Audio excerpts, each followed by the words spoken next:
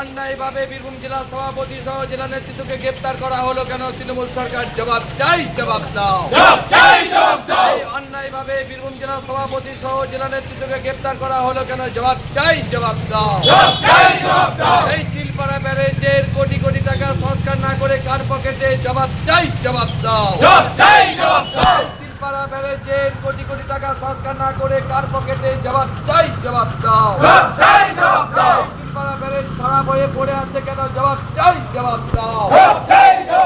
এই দিন প্রতিদিন হাজার হাজার গাড়ি যায়, তিলপাড়া ব্যারেজ খারাপ হয়ে পড়ে আছে কেন? জবাব চাই, জবাব দাও। তিলপাড়া ব্যারেজের টাকা কে খেলো? জবাব চাই, জবাব দাও।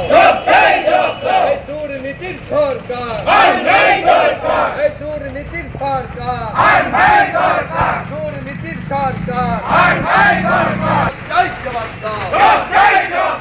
অন্যায়ভাবে বীরভূম জেলা সভাপতি সহ জেলা নেতৃত্বকে গ্রেপ্তার করা হলো কেন? জবাব চাই, জবাব দাও। নিঃশর্ত মুক্তি দিতে হবে। বীরভূম জেলা সভাপতি সহ জেলা নেতৃত্বকে নিঃশর্ত মুক্তি দিতে হবে। জেলা সভাপতি সহ জেলা নেতৃত্বকে নিঃশর্ত মুক্তি দিতে হবে।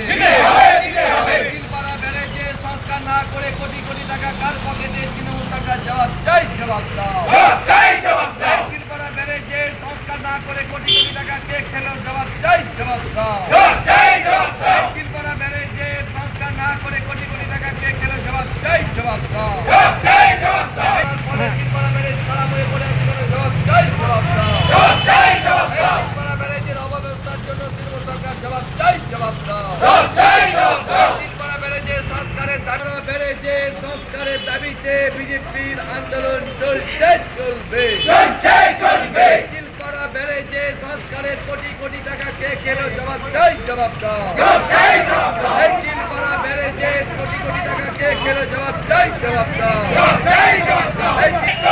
বীরভূম জেলা সভাপতি সহ নেতৃত্বকে গ্রেপ্তার করা হলো কেন? জবাব চাই, জবাব দাও। বীরভূম জেলা সভাপতি সহ জেলা নেতৃত্বকে গ্রেপ্তারের প্রতিবাদে বিজেপির আন্দোলন চলছে, চলবে। দুর্নীতির বিরুদ্ধে বিজেপির আন্দোলন চলছে, চলবে।